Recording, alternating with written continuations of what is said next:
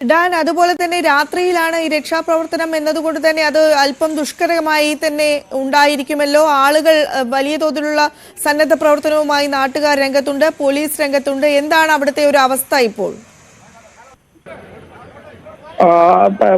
ഒരുപാട് ആളുകൾ ഉള്ള ഒരു സ്ഥലമാണ്. രാത്രി വൈകിയാലും ആളുകളുടെ ഒരു സാന്നിധ്യം, നാട്ടുകാരുടെ സാന്നിധ്യം എപ്പോഴും ഉള്ള ഒരു റോഡാണ്. അതുകൊണ്ട് തന്നെ ഇങ്ങനെ ഒരു അപകടം ഉണ്ടായതിന് തൊട്ടു പിന്നാലെ തന്നെ നാട്ടുകാരാണ് ആദ്യം അവിടേക്ക് ഓടിക്കൂടിയത്. പിന്നാലെ പോലീസും അതിന് തൊട്ടു പിന്നാലെ അഗ്നിരക്ഷാ സേനയും എത്തുകയായിരുന്നു. അവർ ഒരുമിച്ച് നടത്തുന്ന ദൗത്യമാണ് ഇപ്പോൾ അവിടെ പുരോഗമിച്ചുകൊണ്ടിരിക്കുന്നത്.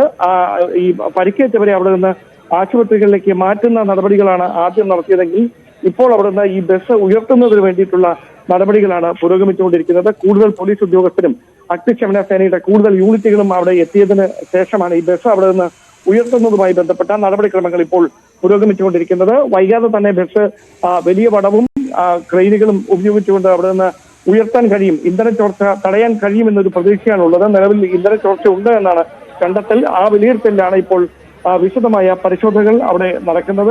ബസ്സിനടിയിൽ ആരും കുടുങ്ങിക്കിടക്കുന്നില്ല എന്ന് ഉറപ്പുവരുത്തിയതിനു ശേഷമാണ് ഈ പരിശോധനകൾ അങ്ങനെ പുരോഗമിക്കുന്നതെന്നാണ് നമുക്ക് അവിടെ നിന്ന് ലഭ്യമാകുന്ന സൂചനകൾ.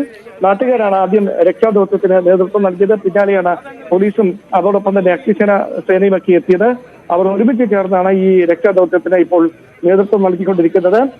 അല്പസമയത്തിനകം ബസ് ഉയർത്താൻ കഴിയും. അതോടെ അതുവഴിയുള്ള ഗതാഗതം സുഗമമാക്കാൻ കഴിയും. പരിക്കേറ്റവരെ ഇതിനോടകം തന്നെ താലൂക്ക് ആശുപത്രിയിലേക്കും അവിടെ നിന്ന് മെഡിക്കൽ കോളേജ് ആശുപത്രിയിലേക്കും മാറ്റിയിട്ടുണ്ട്. മറ്റ് ക്രമീകരണങ്ങളൊക്കെ ഈ ചികിത്സ നൽകുന്നതുമായി ബന്ധപ്പെട്ട ക്രമീകരണങ്ങളൊക്കെ ഉറപ്പുവരുത്താൻ കഴിഞ്ഞിട്ടുണ്ട് എന്നാണ് നമുക്ക് അവിടെ നിന്ന് അധികൃതരുടെ ഭാഗത്തു നിന്ന് അറിയാൻ കഴിയുന്ന കാര്യം.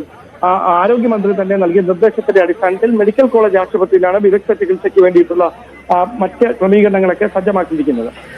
ഡാൻ, അതുപോലെ തന്നെ ഒരു വളവിലാണ് ഈ ബസ് നിയന്ത്രണം വിട്ട് മറിഞ്ഞത് എന്ന വിവരങ്ങളാണ് പുറത്തുവരുന്നത്. അമിത വേഗതയിലായിരുന്നു ബസ് എന്ന് കരുതാൻ സാഹചര്യമുണ്ടോ ഇപ്പോൾ? ഒരുപക്ഷെ നിയന്ത്രണം വിട്ട് മറിഞ്ഞതാകാനാണ് സാധ്യത എന്നാണ് നമുക്ക് അറിയാൻ കഴിയുന്നത്. പക്ഷെ അതൊന്നും നമുക്ക് സ്ഥിരീകരിക്കാറായിട്ടില്ല.